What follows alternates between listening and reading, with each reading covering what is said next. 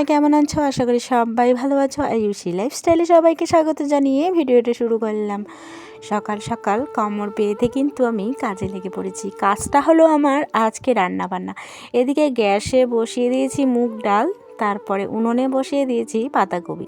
পাতাকপি যেহেতু সিদ্ধ করতে অনেকটাই সময় লাগে, তার জন্য কিন্তু আমি দিয়ে দিয়েছি উনুনে, তাহলে আর কি তাড়াতাড়ি সিদ্ধটা হয়ে যাবে। কারণ উনুনে তুমি যে কোনো জিনিস রান্না করলে তাড়াতাড়ি হয়ে যাবে, আর গ্যাসের উনুনটা তো একদমই ছোট থাকে, তাই না?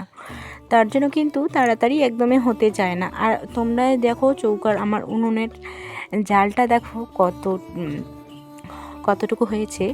বারবার কিন্তু ঢাকনাটা সরিয়ে ঘাটাঘাটির তালে লেগে পড়েছে, তাই না?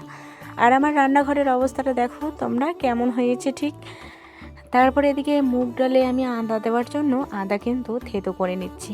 থেতো করে নিয়ে তারপরে বেটে অল্প অল্প করে বেটে তারপরে দিয়ে দেবো ডালে। আজকের ডালটা অনেকটাই সুন্দর হবে, কারণ আমি ডালে দিয়ে দেবো ফুলকপি, আলু, তারপরে হলো এদিকে রয়েছে বিনস।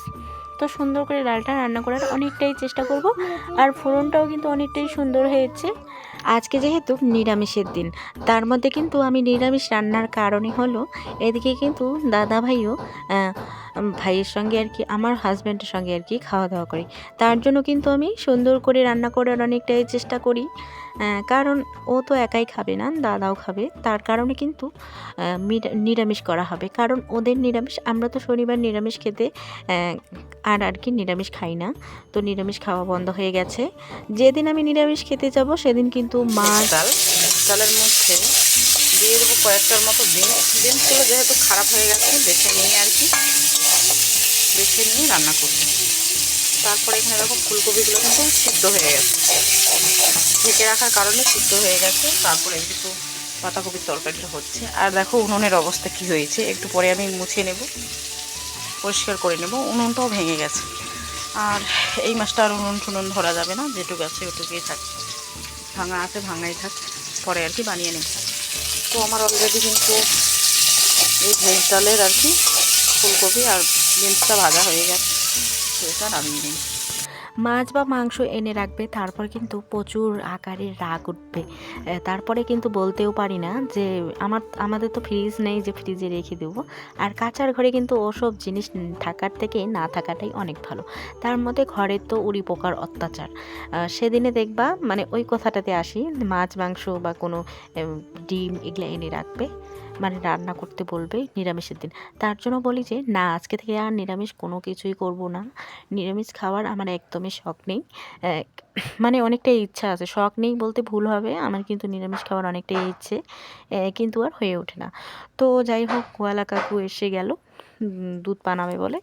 তো এসে গেল, বর্মশাই ওইদিকে গেল গাইটাকে ধরবে। আর গাইটা, ছোট গাইটা এত শয়তান কি আর বলি। তো এদিকে বালতি আর তেলের কাপটা নিয়ে গেল। মাকে বললাম যে এই তেলটা দিও না, তেলটা ভাজা তেল, মানে মাছ ভাজার তেলটা। তো যাই হোক, এদিকে তেল ঠেল দিয়ে কিন্তু আমি তারপরে এদিকে আমার রান্নাটা আমি করে নিচ্ছি। এদিকে দেখছি গরুটা কিন্তু তোমাদের দাদাভাইকে, মানে তোমাদের দাদাভাইকে আর কি ঢিসাচ্ছে শিং দিয়ে। তার জন্য কিন্তু আমি গিয়ে আর কি শান্ত করে দিয়ে আসলাম। তারপরে ও কিন্তু গরুটা বেঁধে বের হয়ে যাবে, বেঁধে রাখবে, মার মেখে বেঁধে রেখে দেবে গরুটাকে আর কি। তারপরে আমার এদিকে হয়ে গেল ডালটা। তো ডালটা এদিকে কিন্তু নামিয়ে ঘরে রেখে দিলাম। ঘরে রেখে তারপরে আমার ঘরটা ঝাড় তো দিতে হবে, তাই না? ঘরটার অবস্থা এতটাই খারাপ হয়েছে কি আর বলি তোমাদেরকে। এদিকে তো রান্না করে তোমরা তো দেখতেই পাচ্ছ, অনুষ্ঠানের ধুমি কিন্তু এখনও আর যায়নি। তো অনুষ্ঠানের আর কি অনেক কিছু, এদিকে ধরে নাও পাতাকপি আরেকটা রয়েছে, তারপর বেশি বেশি করে আনা হয়েছে আদা, রসুন, পেঁয়াজ, এগুলো কিন্তু বেশি হয়ে আছে। তেলের ড্রাম সমস্ত কিছু কিন্তু ঘরে রয়েছে। আবার ঘরটা যদি ভাঙে, দাদার যেহেতু সরকারি ঘর ঢুকেছে, পাকার ঘর, তার জন্য কিন্তু ঘরটা ভাঙলে আবারও এবড়ো থেবড়ো হয়ে থাকবে। এই ঘরটা যে তোমরা দেখতে পাচ্ছ, যে এখানে রান্না করি, এখানে কিন্তু জিনিস দিয়ে ভর্তি হয়ে থাকবে কয়েকদিন পরে আর কি। এখন তো না, মানে আমি 2 দিন হচ্ছে ভিডিও দিতে পারছি না, তার কারণ হলো আমাদের বাড়িতে আত্মীয় এসেছে, রান্না বান্না সমস্ত কিছু তো করতে হয়, তাই না? এদিকে মা মেয়ে মিলে কিন্তু আমরা এদিকে লেগে পড়েছি হ্যাঁ, জামা ভাঁজ করার কাজে। এদিকে বর্মশাইয়ের নাকি গেঞ্জিটা হারিয়ে গেছে। মানে গেঞ্জিটা যে কই রেখে রেখে রাখছি এই অনুষ্ঠানের মধ্যে এরকম হবেই। কোথায় যে কী রেখে দিয়েছি বলা মুশকিল। তার মধ্যে ওটাও খুঁজছি আর এদিকে কতগুলা জামাকাপড় কিন্তু আউলাই ঝলে রেখে দিয়েছি। তো সুন্দর করে দুই মামে মিলে কিন্তু জিনিসগুলো ভাঁজ করা হচ্ছে। তারপরে আমার মেয়ের কাণ্ড দেখো, এদিকে কিন্তু প্যান্ট, লম্বা প্যান্ট একটা পরে নিয়েছে। আগে তো একটা ছোটো প্যান্ট পরেছে, আবার লম্বা প্যান্ট পরতে হয়। আর এমনিতেই গরম করেছে, আবার যেই জামাটাই দেখবে ওই জামাটা নাকি ও শরীরে পড়বে, এই নিয়ে বাহানা শুরু হয়ে যায়। তারপরে দেখো এই নিয়ে কিন্তু বাহানাটা করছেই, আর আমি তো কোনো মতেই আর কি দেবো না। এত গরম, যেহেতু বাইরে রৌদ্র চালিয়েছে, তার মধ্যে 2-3টা জামা পরা তো সম্ভব না, একদমই কিন্তু অসম্ভব, তাহলে কিন্তু ঘাইমা যাবে। এই যে জামাটা কিন্তু খুলছি, আর উপরে যে ছোট প্যান্টটা পরেছে ওটা প্যান্ট কিন্তু ভিতরের প্যান্টটা আর কি বের হয়ে আছে, ভালো করে পরতেও পারেনি। তার মধ্যে দেখো বাহানাটা শুরু করে কিন্তু। এই যে সারাদিনে বাহানা শুনতে শুনতে আমার কান একদমই শেষ। আর যখনই বাড়িতে থাকবে তখনই 10 টাকা 20 টাকা করে দিতেই হবে ওকে, হাতে নাকি এও ধরে থাকবে। আর 10 টাকা 5 টাকা হাতে নিয়ে কিন্তু ছিঁড়ে দিয়েছে একটা 10 টাকা। হ্যাঁ, তোমাদের সঙ্গে অন্য একদিন শেয়ার করব। আগের দিন 20 টাকা ছিঁড়ে ফেলেছে, আর তারপরের দিন 10 টাকা ছিঁড়ে ফেলেছে। তোমরাই দেখো, হাতে যদি পয়সা দিই ছিঁড়ে দেয় তাহলে কিন্তু একদম হয় না। তারপরে কিন্তু অনেক গালাগালি খেয়েছে, তারপরে মায়ের খেয়েছে। আর তুমি বাচ্চা মেয়েকে যতই কিছু বলো না কেন, কিছুই শুনবে না বা কিছুই বুঝবে না। তারপরে দেখো এদিকে মা কিন্তু তালাটা চাচ্ছিল, মানে ব্যাগের তালা তালা দেওয়া আছে, মানে কাগজ টাগজ এগুলোই আর কি রেখেছি। আর আমার ঘরে কী বা আছে, কিছুই নেই। ঘরে একদমই ব্যাগ ট্যাগ ফাঁকা। আমার তেমন কিছু সোনার জিনিস, তেমন কিছু বলতে কি বলো তো, একটা সোনার জিনিসও নেই। সোনার জিনিস আমার কপালেই নেই। সোনা আবার রূপো রূপো আছে, মানে আর কি নুপুর টুপুর, মেয়ের মালা, এরকম রূপোর আর কি পাতলা। আমি এখনও আর কি ওকে বানিয়ে দেইনি। আমার এই যে একটা কথা কি বলো তো, যুবশ্রীর তো ফর্মটা জমা দিয়েছি, যুবসাথীর। যদি আর কি টাকাটা পাই তাহলে মোটা করে একটা রূপোর মালা বানিয়ে দেবো, এটাই আর কি আশা করি, যদি পাই আর কি। আর ফর্মটা ঠিকঠাকভাবে ফিল আপ করতে পেরেছি কি বাড়ি নেই সেটাও আর কি ভগবানের কাছে সমস্ত কিছু, ভগবান যদি আমাকে দেয় আর কি। আমি তো আমার কাজটা করে নিয়েছি, ভগবান যদি আমাকে দেয় তাহলে আর কি অবশ্যই হবে আমার যুবসাথীটা। এটাই আশা রাখি, আর এটাই আশা করছি। তারপরে দেখো এদিকে কিন্তু বিছানাটা সুন্দর করে পরিষ্কার করে রাখবো, আর এদিকে ঘরটাও মোছা হচ্ছে না। আর তোমরা তো দেখতে পাচ্ছ ওরি পোকা কী অবস্থা করেছে ঘরের। প্রথমে কিন্তু মোবাইলটা এদিকে রেখে দিয়েছে, তারপর দেখি অন্ধকার অন্ধকার লাগছে, আবার কিন্তু মোবাইলটা সরিয়ে সুন্দর করে রেখে দেবো এই পাশটায়। আর আমার একটাই বাজে অভ্যাস, রান্না বান্না করে কিন্তু আমি সমস্ত আমার ঘরের যতগুলা জিনিস আছে সমস্ত কিছু কিন্তু পরিষ্কার করে রাখবো। আগে ভিডিও করতাম তখনও পরিষ্কার করে রেখেছি, আর এখন ভিডিও করি তবুও আর কি পরিষ্কার করে রাখি, তোমাদের সঙ্গে শেয়ার করি, আমার কিন্তু অভ্যেস হয়ে গেছে একটা। তারপরে দেখো এই জায়গাতে মোবাইলটা রেখে দিয়ে কত সুন্দর লাগছে, তাই না? এমনিতেই আমার মোবাইলের কোয়ালিটিটা ভালো না, তার মধ্যে যদি অন্ধকারে রেখে দিই তাহলে তো আবারও দেখতে খারাপ লাগবে, তাই না? বড় একটা ইচ্ছে আছে রিং লাইট নেওয়ার। তোমাদের যদি আশীর্বাদ, 1000 সাবস্ক্রাইব যদি হয়, তাহলে সাবস্ক্রাইবার যদি হয় তাহলে কিন্তু আমি অবশ্যই বড় একটা রিং লাইট কিনবো। তোমরা সবাই আমাকে ভালোবেসো বা আশীর্বাদ করো, তোমাদের আশীর্বাদে আমার সমস্ত কিছু কিন্তু হবে আর কি। আর তোমরা যদি আশীর্বাদ না করো তাহলে কিন্তু আমার কোনো কিছুই হবে না। হ্যাঁ, তারপরে আমি ঘরটা কিন্তু পরিষ্কার করে নিলাম, ঘর ঝাড় দিয়ে কিন্তু বাইরে নোংরাগুলো নিয়ে এসে এখন কিন্তু ঝাড়টা দিচ্ছি। আর আমি যতবারই চেষ্টা করি ভালো করে ভিডিও করতে, কিন্তু একদমই হয় না। এদিকে আমার কাজের কিন্তু মেলা লেগে যায়। সকালবেলা উঠে কিন্তু এদিকে রান্না বান্না, ভাড়া মাজা, সমস্ত কিছু, বরকে টিফিনে ভাত দেওয়া, সব কাজে কিন্তু করতে হয়। এদিকে আমি 2 দিন ধরে কিন্তু ধান সিদ্ধ করছি।